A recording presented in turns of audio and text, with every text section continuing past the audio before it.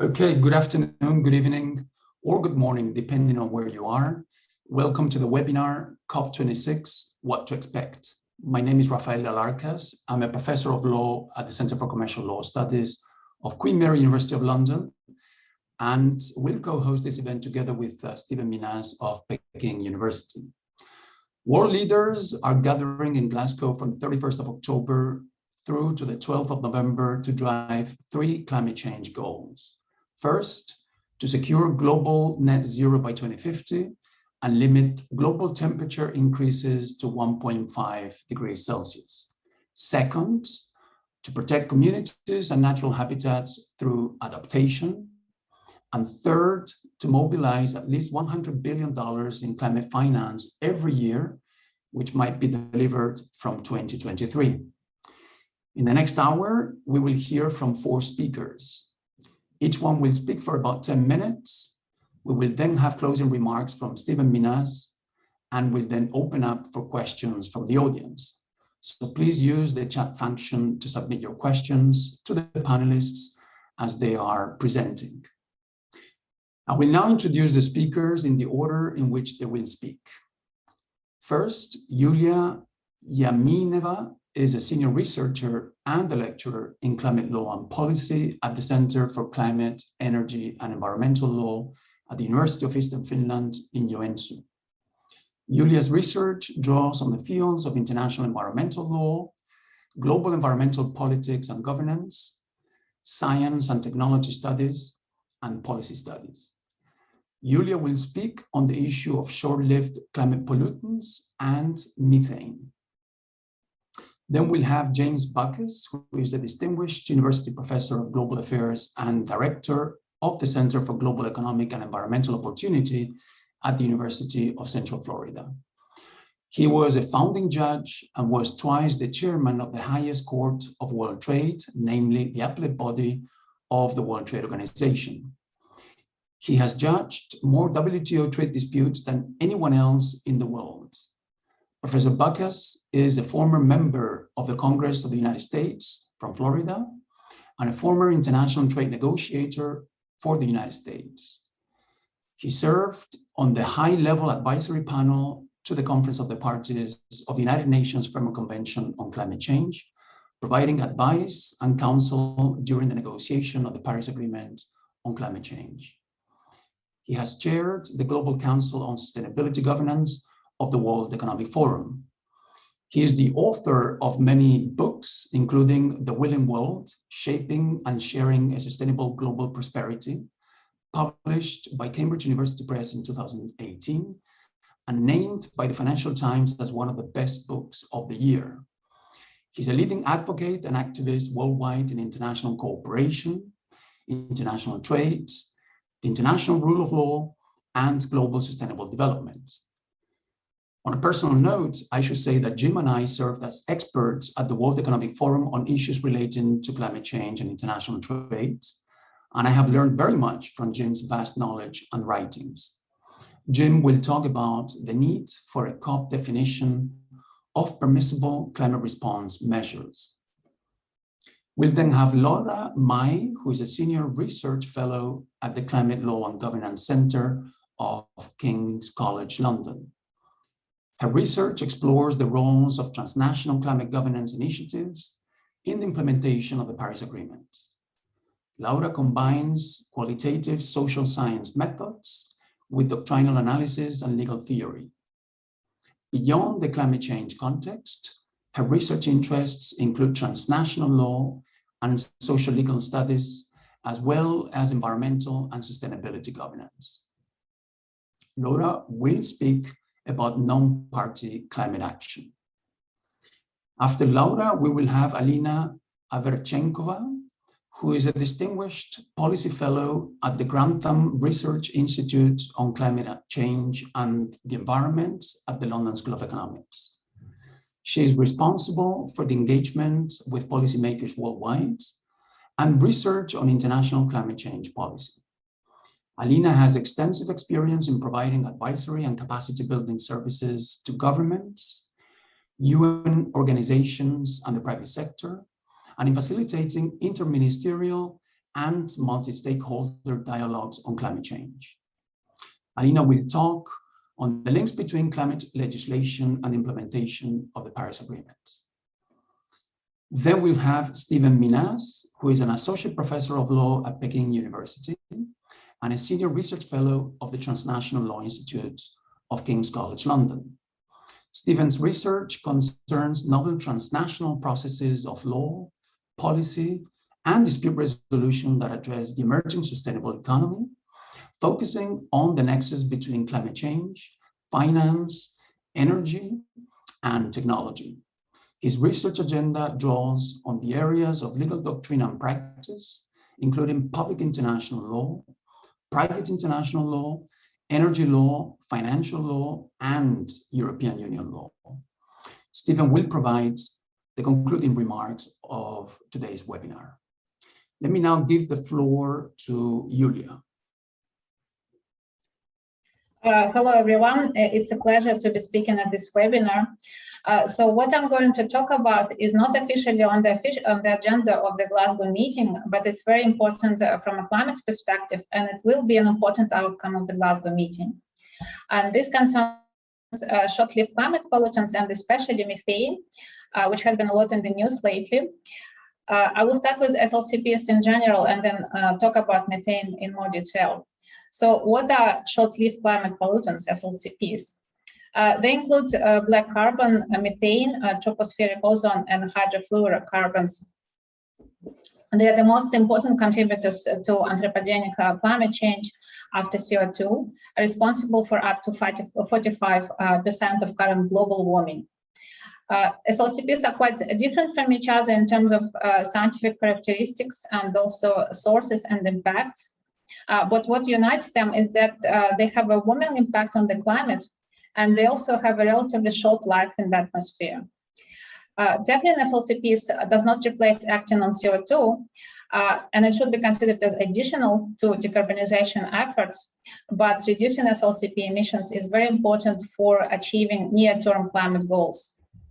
From a legal perspective, there are no global legal frameworks which address SLCPs as a whole, but individual pollutants are regulated under specific legal frameworks. For example, hydrofluorocarbons, they are now regulated under the Kigali Amendment to the Montreal Protocol. And if we talk about black carbon, which is soot, again, this is a bit of legal lacuna, so there are no global frameworks regulating black carbon emissions, but regionally action is taken under the Gothenburg Protocol to the Convention on Long-Range Transboundary Air Pollution, and also under the Arctic Council. And then methane. So what is methane and why is it important? Methane is a greenhouse gas. It's over 80 times more powerful than CO2 over a 20-year period. So it's the second most important greenhouse gas. Because it exists in the atmosphere for a short time, cutting methane emissions leads to quick results in terms of limiting near-term warming. According to the Global Methane Assessment report, reducing anthropogenic methane emissions by 45% will avoid nearly 0.3 degrees Celsius of global warming by 2040s. And in fact, if we want to achieve the 1.5 degree target, this is only possible with deep reductions in methane emissions. Acting on methane emissions also has benefits beyond climate. This is because methane is a precursor to ground level ozone, which is a dangerous air pollutant. So reducing methane emissions also has benefits for public health and for agriculture. Methane emissions come from a variety of sectors, primarily energy, so oil and gas and coal, and then agriculture, and also waste sector. A very important point to mention that there are already technical measures which allow to reduce more than 30% of projected methane emissions this decade. And most of these technical solutions, they lie in the oil and gas sector and the waste sectors, and they can be deployed at lower or negative cost. So reducing methane emissions is also cost effective. And globally, we have 12 countries which are responsible for almost 2/3 of global methane emissions. This includes China, Russia, India, US, Brazil, EU, etc. The United Nations Convention provides a framework for tackling greenhouse gases, and methane is one of the primary of the 6 principal greenhouse gases tackled by the convention. So it is part of this reporting system, and countries have to report on their methane emissions. As for the Paris Agreement, of course, has a flexible mitigation framework, and countries themselves decide on the substance of their mitigation action. So in principle, they can include methane emissions action on methane emissions in their nationally determined contributions in their indices. And in fact, if we look at the first indices and also updated indices, which have been submitted recently, most of them include methane emissions, but there are different ways how these emissions are included. So methane emissions can be included as part of a general GHG target to reduce emissions, or countries can simply list policies and measures that they plan. Or the strongest way is when countries include methane-specific emission reduction targets. So if we look at the first indices, only 9 out of 174 indices included this methane-specific emission reduction targets. So in general, even though methane is part of the global climate regime, it has been a peripheral issue. And it's fair to say that globally, there has been no political leadership on reducing methane emissions, with very little action taken internationally. So this is now changing, both internationally and nationally. If you follow EU developments, last year, EU adopted the EU methane strategy, and the Commission is expected to table a proposal for legislation how to reduce methane emissions in December as part of its wider package on environmental and energy issues. And other countries are also developing their legislation to tackle methane emissions. And in September 2021, the European Union and the United States announced that the Global Methane Pledge is the initiative to reduce global methane emissions. This will be launched and signed on the 2nd of November in Glasgow. Countries joining the Global Methane Pledge commit to a collective goal to reduce global methane emissions by 30% from 2020 levels by 2030. And as of yesterday, I checked, more than 60 countries have joined this pledge, including EU, US, UK, Nigeria, Canada, Indonesia, Philippines, Mexico, Pakistan, and others. So this includes some of the top methane emitters. But of course, the initiators of the pledge, they hope to build a broader coalition of countries and also include other top emitters like China, Russia, India, Brazil. Whether this will happen, we shall see. As climate lawyers, of course, when we hear about international pledges, we are interested in their legal nature, in the provisions on transparency and accountability, and also in the formal linkages with various institutions and processes. So the Global Methane Pledge that will be signed in Glasgow is a soft law document. It has a voluntary nature. And we also note that the target for reducing global methane emissions is a collective target, and the pledge does not contain individual targets per country. At this point, we also don't know details how the pledge will be governed and how countries will be held accountable for their promises. Another question is how the Global Methane Pledge relates to the UNCCC, to the convention. And even though the pledge will be launched on the sidelines of the COP, it is somewhat detached from the formal institutional and decision-making machinery of the Paris Agreement. So we will see in the future how and if at all linkages with the formal process will be built. But in principle, there are clear opportunities to tackle methane emissions under the Paris Agreement. Countries, for instance, can be encouraged to develop and include methane-specific emission reduction targets in NDCs. Methane can also be incorporated into the reporting and review system, the enhanced transparency framework, and provide a useful input for the global stocktake. So just to sum up, acting on methane emissions is critical for achieving the Paris Agreement targets. It brings co-benefits for air quality, public health, agriculture. Methane emissions are finally receiving the attention they deserve, and the global methane pledge will be an important and welcome outcome of Glasgow COP, but it will also be only a start of the long process where countries will have to develop concrete actions how to reduce methane emissions domestically, and international actions will also have to be developed. So I'll stop here. Thank you, Rafael, for the opportunity to talk. Thank you very much, Julia, for your presentation. Now we have James Bacchus with us. We're actually very fortunate to have Jim with us.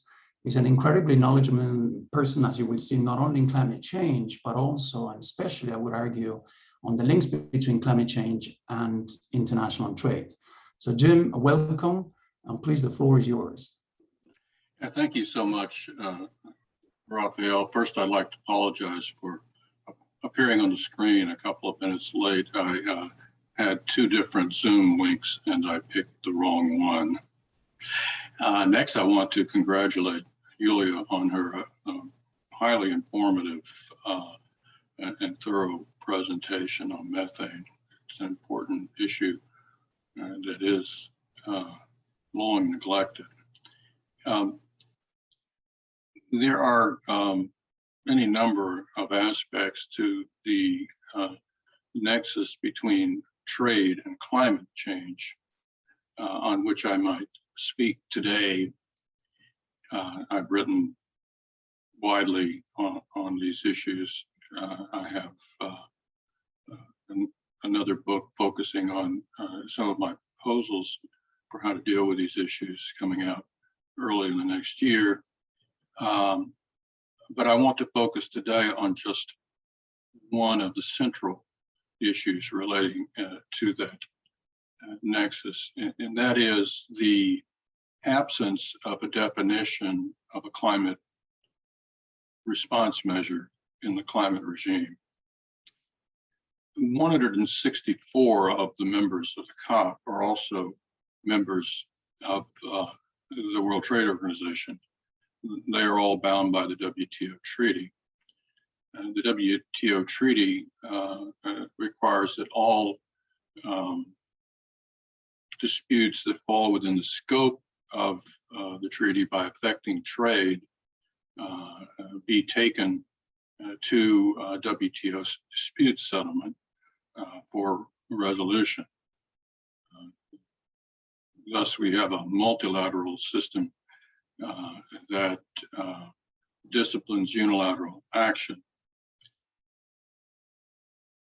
Therefore, if a measure taken by any WTO member for climate reasons affects trade through restricting trade or otherwise, then it falls within the scope of the WTO treaty. This has been largely overlooked in the climate regime. We were unsuccessful in the run-up to Paris and persuading the members of the COP who were negotiating the climate agreement to include an enforceable dispute settlement mechanism. Therefore, in these disputes, there will be a resolution by the WTO. None of us knows what is likely to happen in Glasgow. We all are very hopeful, but I can predict one thing that seems very likely to happen. The members of the COP will continue to lay the groundwork for the transformation of trade judges into climate judges. And I fear that far too few realize this. This is especially the case now with the proposal by the European Union of its carbon border adjustment mechanism. And no one knows what's in the democratic reconciliation package that may or may not be passed in the Congress sometime soon, but it may include some type of echo of the EU CBAM in the way of some US adjustment mechanism for climate reasons that will restrict trade. Canada has also expressed interest in doing this. Others are likely to follow. Inevitably, this will lead to disputes in the WTO within the next several years. Here is the problem. The Conference of Parties has made very little effort to try to define what kinds of national measures taken for climate reasons that may restrict trade will be legitimate. And at the same time, under the existing WTO rules, there are significant legal hurdles to justifying climate measures if they are also taken with economic motivations. And simultaneously, it really is difficult to pass climate measures politically in countries all over the world unless they include aspects that are motivated in order to ensure competitiveness for the domestic industries. So here we are. I have long advocated the COP focusing on this issue and doing the hard work of trying to define a climate response measure. And now, as we all know, the COP has been talking around this issue for many years. There is a forum on this issue, but this forum is focused elsewhere so far. The focus of the forum has been on the domestic impact of efforts to mitigate climate change. This is a good focus, and it has centered increasingly on what I think is something much needed, which is trying to figure out how best to help developing countries, especially least developed countries, diversify their economies and make a just and green transition to a zero carbon world. This is vitally important. And yet there has been, shall we say, a shyness on the part of climate negotiators in grappling with climate response measures that have implications for trade. And the trade dimensions of all of this have largely been ignored. One senior official from UNCTAD famously said a couple of years ago at the COP in Poland that there is a trade taboo in the COP. There are many reasons for this, some of them purely administrative. Climate ministries don't want to mess with trade ministries and vice versa.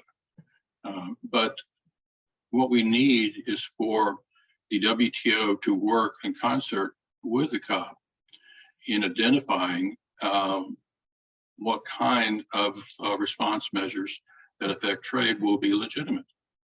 If the COP settles on a definition, then in WTO dispute settlement, inevitably, WTO jurists will rely on that definition in their determination of whether there is a justification for a climate measure that affects trade. But in the absence of such a definition, the trade jurists will, in the Latin phrase, have to wing it. They'll have to make determinations on a case-by-case basis. They may get it right.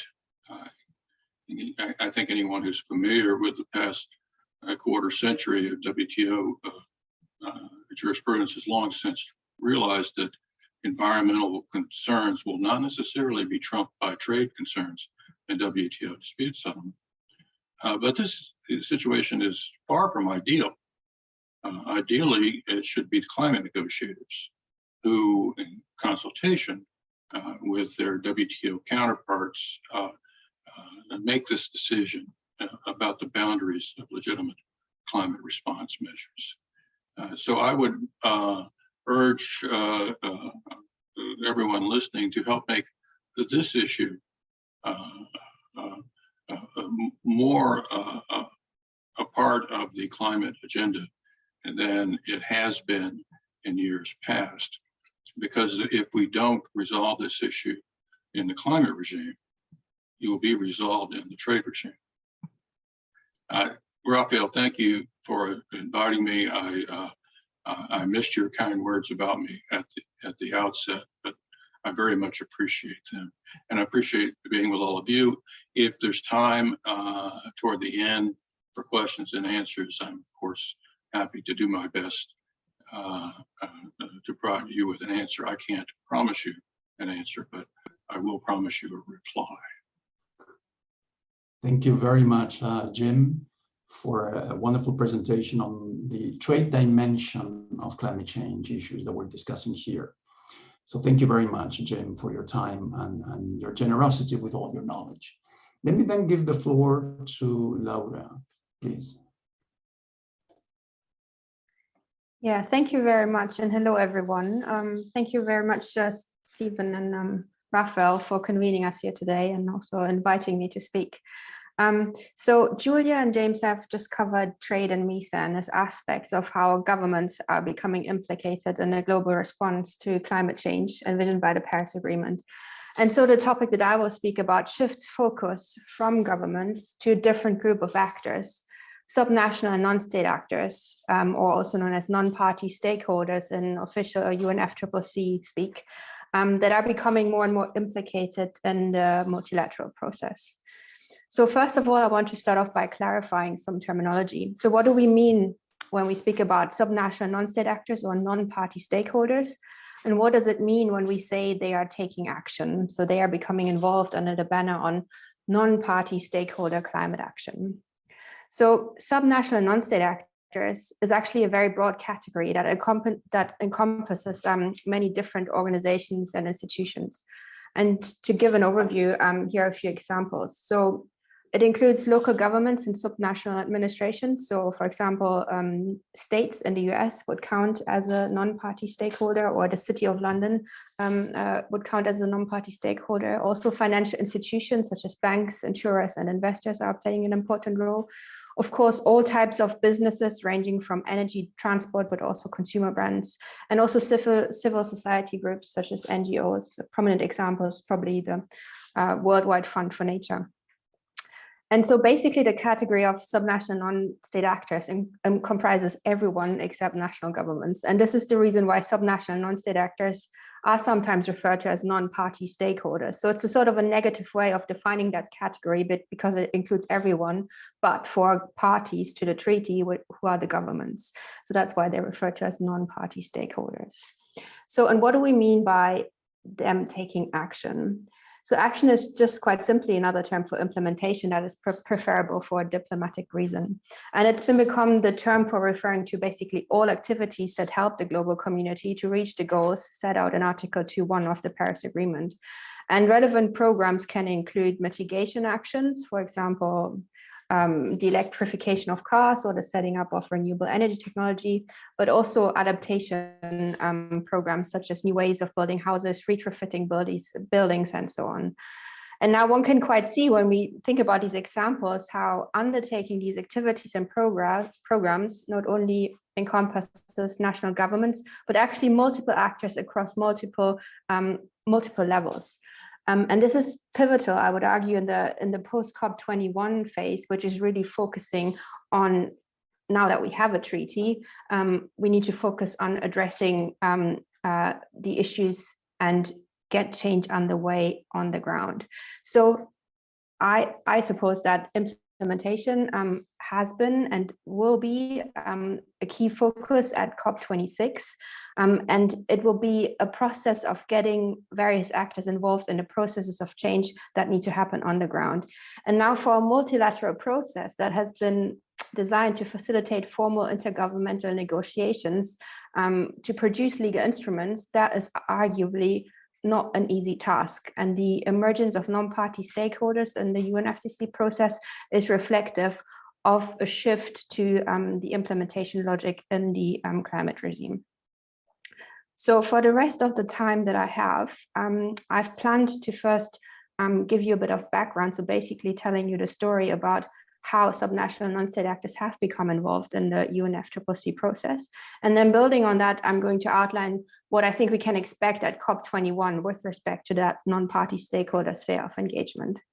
So moving to the first part in terms of history. So traditionally, subnational non-state actors participated in the UNFCCC process right from the start, but they had a different role, namely that of observers.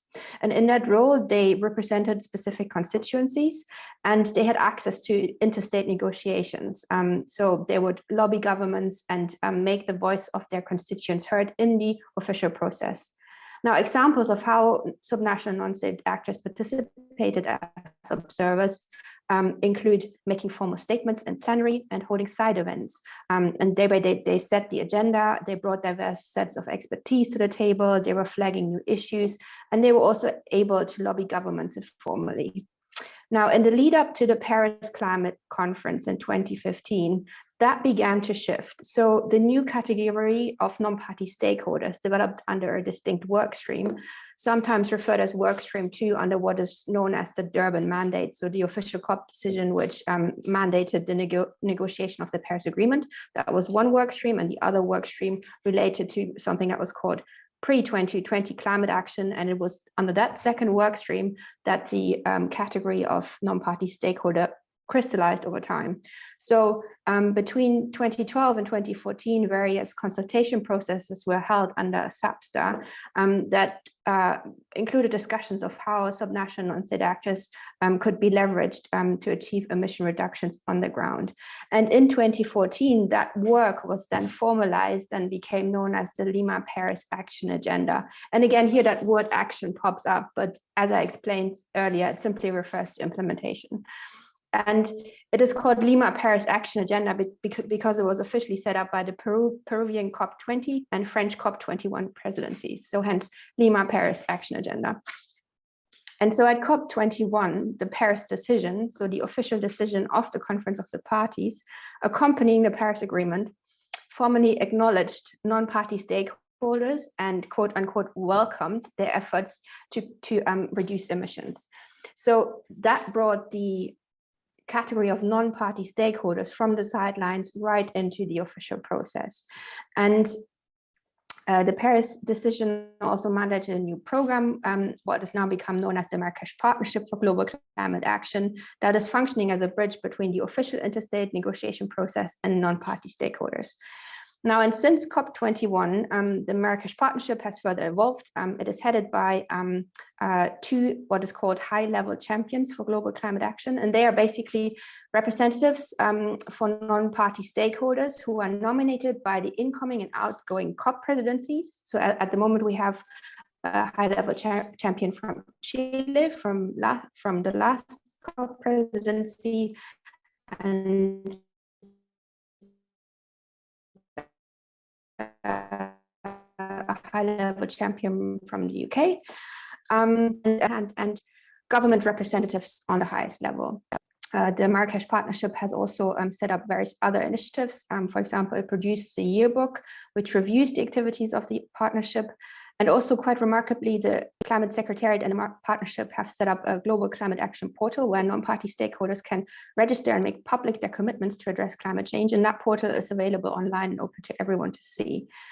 So that's a very brief overview of the historical development, the various initiatives that have popped up since non-party stakeholders started to become involved officially in the process. I'm happy to take questions on that if that's of interest, but I think for now I should move on to the second part of the presentation, where I'm going to talk about what to expect in that space at COP21. So over the last year, the Marrakesh Partnership launched a campaign called Race to Zero, which targets non-party stakeholders and seeks to elicit net zero pledges. And I checked yesterday, and the number of actors is actually quite impressive. There's over 700 cities that have signed up, over 3,000 businesses, almost 200 investors, and over 600 higher education institutions. So it's a broad church. And I expect that to feature quite prominently at COP because it will be pushed by the high-level champions who lead the Marrakesh Partnership. Another initiative of the partnership to watch out for, I think, at the COP this year is the Global Climate Action Portal. So the database I mentioned that captures subnational non-state actors. So at COP25, 2 years ago in Madrid, a technical expert community was officially formed to work out methodologies for how one can track whether subnational non-party stakeholders are actually fulfilling the pledges that they register in the portal. And that obviously has serious implications in terms of accountability. So if it is no longer solely about capturing commitments of what might be done in the future, but if we are able to track to what extent these commitments are actually being fulfilled, then we arrive at a whole other level of transparency, and we're able to check to what extent subnational and non-state actors actually keep their promises. So that work is something else to look out for. Potentially there might be something in the COP decision on that, could be. And then just like in previous years, the Marrakesh Partnership will convene non-party stakeholder events and roundtables in dedicated areas. So in the last 3 COPs, these areas were separate in terms of where they took place within the COP venue. And so these events are intended to give a platform to non-party stakeholders to speak about their activities and showcase what they're doing. And that will happen this year as well. And then aside from the initiatives coming out of the Global Climate Action Programme, such as the Marrakesh Partnership and the Global Climate Action Platform, the UK government itself, as the presidency, has the ability to set the agenda to a certain extent. And one of the pillars of the UK government vision for the COP is actually collaboration between sub and non-state actors and governments. And they have identified 4 sectors, namely power, nature restoration, e-mobility, and science and innovation. And it might be that we see dedicated days focusing on these sectors. There might be declarations being issued in respect of these sectors. Yeah, we'll have to wait and see what exactly happens, but that will feature in the program for sure. So I think, like in the previous climate conferences, there will be a lot happening in the non-party stakeholder sphere at COP21. It's almost more lively than the official negotiation sphere within the COP venue. And this is obviously very exciting, but I would argue that it's also necessary to carefully assess what the various initiatives can do and what they cannot do, in terms of not forgetting that governments have their role to play as well, in terms of understanding what drives non-party stakeholders, and also in terms of understanding how momentum can be kept going beyond the 2-week period of the COP itself. Thank you. Thank you very much, Laura, for an overview of the role of non-state actors. Now, in the interest of time, I would like to give the floor to Alina, please.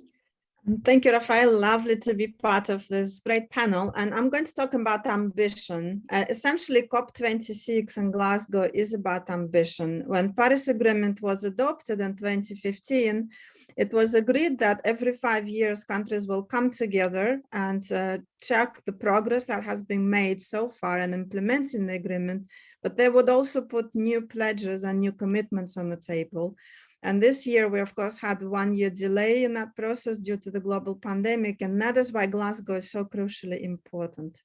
And 2 aspects of ambition that I wanted to talk about are, first of all, national actions in terms of reducing emissions and adapting to climate change. And secondly, ambition on finance. As Rafael mentioned, this is one of the big topics for Glasgow. So in terms of ambitions, I think as was mentioned before, countries communicate their commitments through so-called nationally determined contributions, so submissions to the United Nations Climate Change Convention, which outlines how much, by when they're going to reduce their emissions and what actions they're going to take on adaptation and in other areas relevant to climate policy. Unfortunately, we had a lot of delay this year with countries coming up with their revised commitments, with their revised nationally determined contributions. The Climate Change Secretariat at the UN had a deadline of 31st July for countries to submit their pledges so they could analyze and come up with joint impact of those pledges on emissions. And sadly, by that deadline, only 58% of countries actually made their submissions. Fortunately, in the last few weeks, we have seen more countries coming forward. And I think the hot news in the last 24 hours is China actually submitting its revised nationally determined contributions. And I expect that more will happen in Glasgow on that. But where are we in terms of emissions based on what is already in? So the emission gap report published by UNEP just a few days ago shows that the revised pledges currently get us on a trajectory of 2.7-degree temperature increase by the end of the century, which will obviously lead to drastic impacts on climate change. And the Paris Agreement aims at limiting emissions temperature increase by 1.5 degrees and at least by 2 degrees. So we're still short of that. On the positive side, what UNEP gap report says is that net zero emission pledges, in other words, pledges made by many countries to bring their emissions to the level where emissions that cannot be abated would be fully sequestered and absorbed through investments into sequestration projects in the forestry, for example. Those pledges could actually bring global warming to 2.2 degrees if effectively implemented. And that brings me to my main point. It is important that countries are putting new pledges on the table, but what we often overlook is, are there actually national frameworks, legislative and executive policies, strong institutions in the countries that would actually ensure that countries meet their pledges? And this is, while this is not an official agenda point for Glasgow, a lot of discussions on the sidelines among world leaders, also among the practitioners will focus on that. What are countries doing to translate their international pledges into domestic laws and policies? And as of now, what we can see is that while we have 60 parties to the Climate Change Convention representing 71 countries which have already made net zero pledges, only 12 of those targets, net zero targets, are integrated and translated into national climate laws. So there is obviously quite a lot of work to do. And we have very good cases to learn from. Of course, United Kingdom, the Climate Change Act in the UK, which has been in place for over a decade, serves as one of the models for such climate change legislation. But earlier this year, European Union has adopted an ambitious climate change law establishing net zero target at the level of the bloc. And many developing countries are also adopting ambitious climate change legislation. And so there will be a lot of examples presented in Glasgow that countries can learn from. And if you're following this agenda, some of the events I would highlight, which you could also follow remotely, even if you're not going to Glasgow. There is going to be Law and Governance Day taking place on the 5th of November. It's a full program of events focusing on governance and legislation. On the 6th of November, on Saturday, University of Strathclyde is hosting a virtual conference on climate legislation, litigation, and the rule of law, which you can join us and follow it online. There will be also a lot of side events, including one that we are co-hosting at LSE with the Center for Policy Research in India Interparliamentary Union on the 10th of November. So please do join and follow those events. And I think it will be crucial that there is a strong signal coming out of from Glasgow on strong domestic implementation. And just very quickly, I'll take 1 minute on that so we have time for discussion on finance. This is another important area of ambition. And as many of you would know, in Copenhagen, at the Climate Change Summit in Copenhagen, it was agreed that industrialized countries would mobilize up to $100 billion annually to assist developing countries in meeting their needs for mitigation and adaptation, and that finance would be mobilized both from public and private sources. Unfortunately, the latest research and analysis by OECD and other sources shows that this target is likely not to have been met. We don't yet have data for 2020. There is a 2-year lag in the way that countries are reporting on their climate change assistance provided, but the latest figures for 2019 show a gap. And so a lot of conversation in Glasgow will be about how can both world leaders, industrialized countries, donor countries, but also other actors such as non-state actors, private finance institutions, actually scale up provision and mobilization of climate finance to assist developing countries so that the 100 billion goal can be met by industrialized countries, but also surpassed, so that actually trillions of dollars necessary for meeting climate change objectives and meeting the Paris Agreement can be mobilized and channeled to address climate change. So we should expect some announcements on that out of the World Leaders Summit. I believe there might be some new commitments coming from large donors, but also from multilateral financial institutions. Thank you. Thank you. Thank you very much, Alina, for a very, very clear presentation. Let me now then give the floor to Stephen. Well, thank you very much, Rafael, and thank you to all of our presenters for a really terrific set of short interventions, really setting up the stakes for Glasgow in a variety of different settings, both within the formal agenda and outside it. Colleagues, there is some time now for questions, and I see we have a question in the Q&A chat, which is asking, in your opinion, is the Paris Agreement a sufficient legal instrument regulating sustainable energy issues, including universal access to sustainable energy sources? So is there anybody who would like to respond to this question?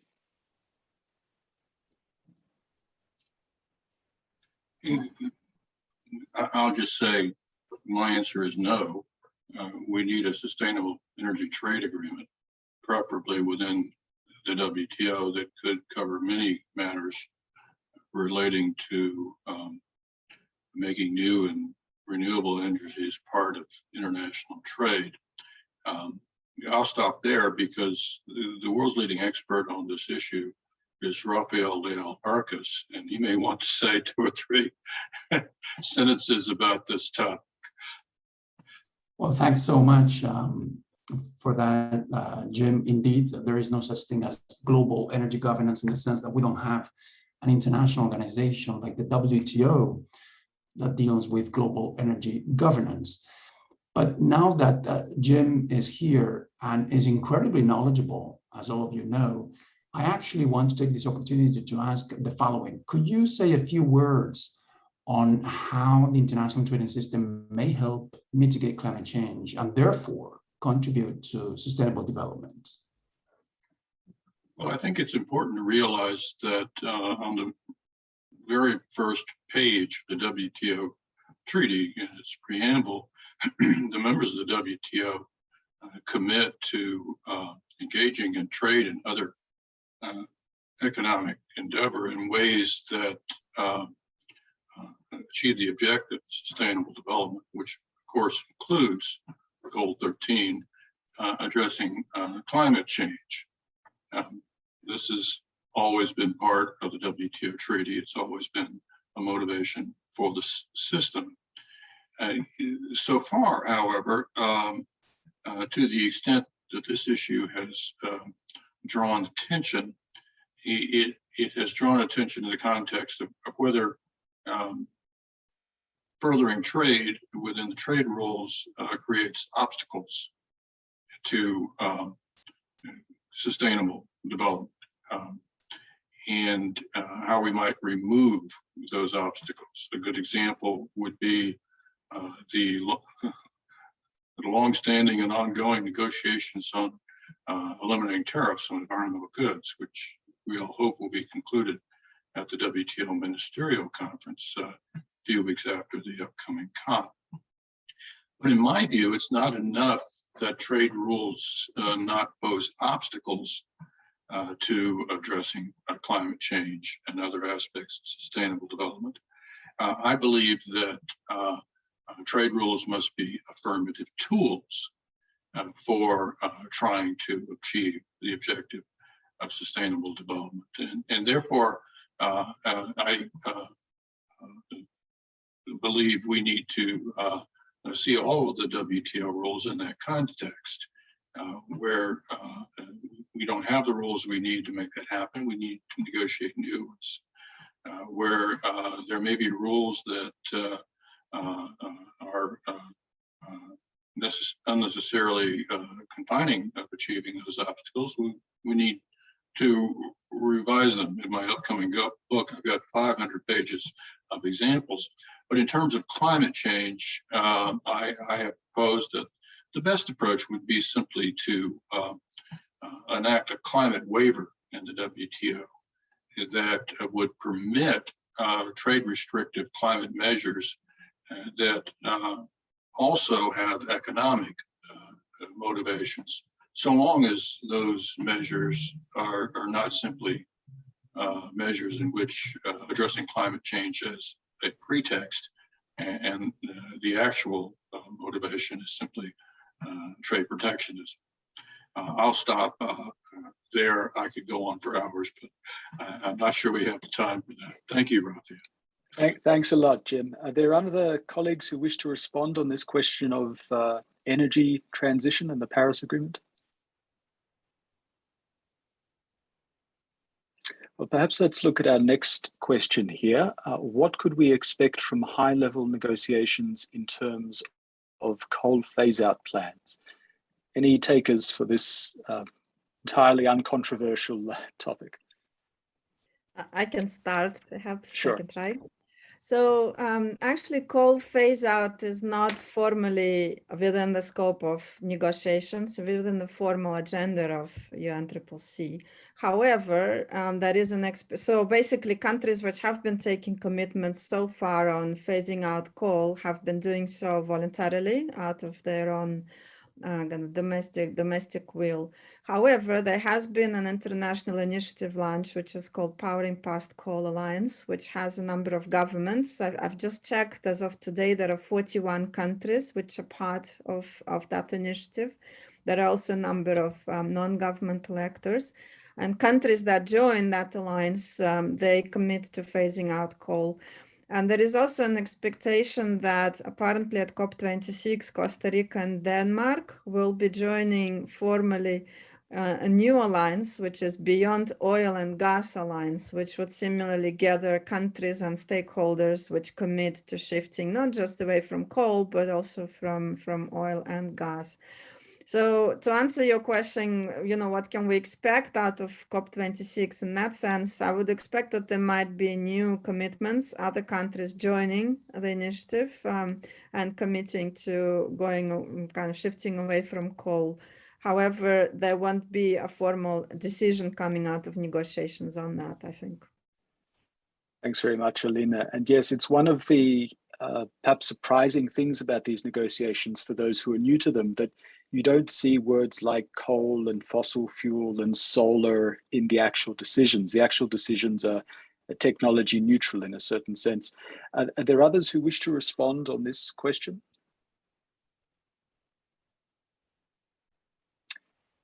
Okay, well, I see we have a third question. Is there a role for derivatives in ESG finance? So a finance question. Any thoughts on this point?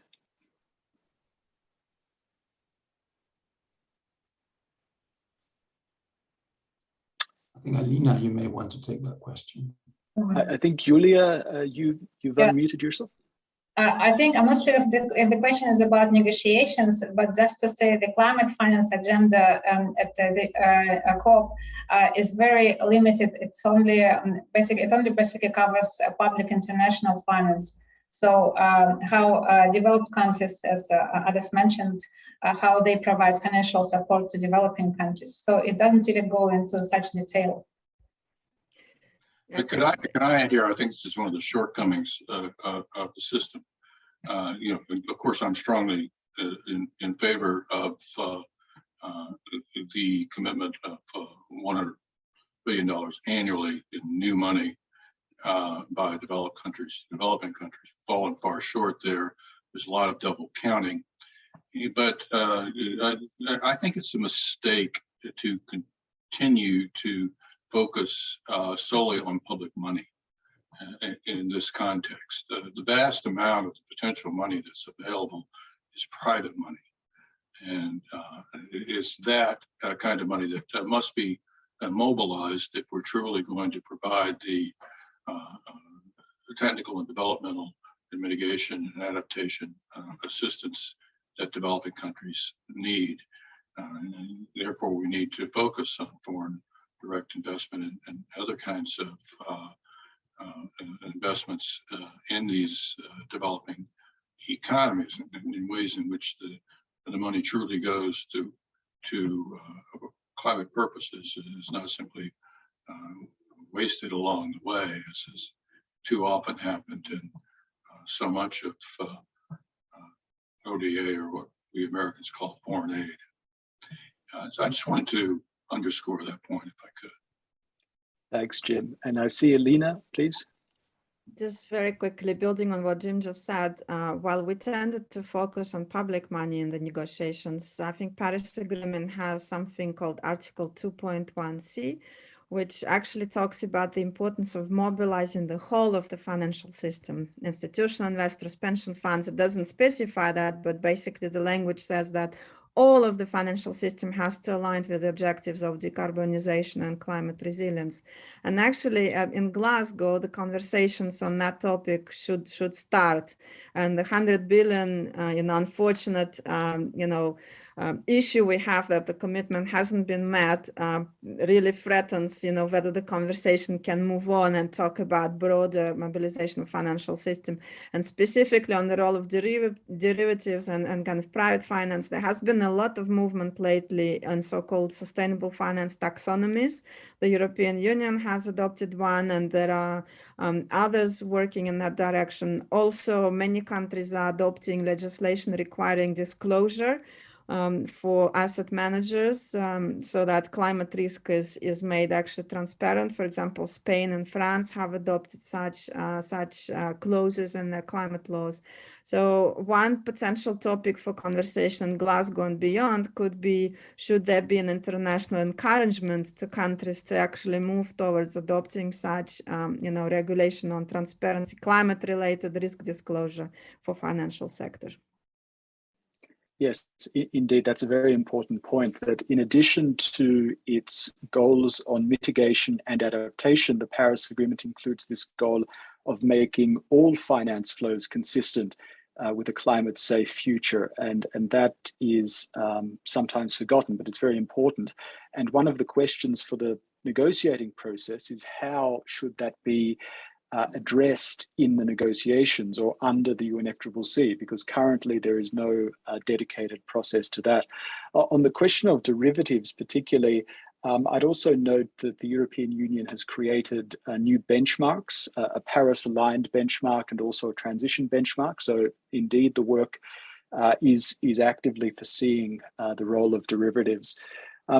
We're just about out of time, so let me just summarize the discussion. Again, I think we've heard a lot about both what is officially on the agenda at Glasgow, and no less importantly, some of the high-level, very political questions that will have to be addressed, not by technical negotiators, but by ministers and heads of state and government. So indeed, Glasgow is all about ambition, new and updated NDCs, finance, including support for developing countries, but also this broader financial transition, which is so important. We've also heard about the relationships between climate law and the COP and broader international laws. So trade law, response measures, indeed, which is as has been noted, addressed in some way under the COP, but not in terms of providing a definition that the WTO dispute resolution mechanism could use, but also the regulation of methanes and other short-lived pollutants, including under the Kigali Amendment, but also what is being done now in the Coalition for Methane specifically. And of course, on all of these topics, the role of non-state actors, business, finance, civil society, popular movements is absolutely fundamental. And there is a space for that within the process, but obviously beyond it as well.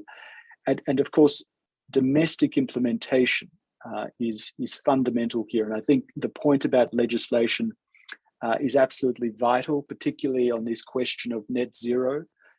Using the law to turn net zero from aspiration to obligation, I think is something that the European Union and others have led the way on, but I think it's very important too.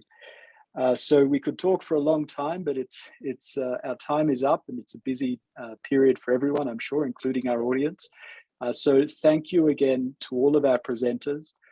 Thank you, Rafael, for co-hosting, and thank you to the team at Queen Mary for making this possible. So thanks again, everybody. I wish everybody a good and a safe day. Take care.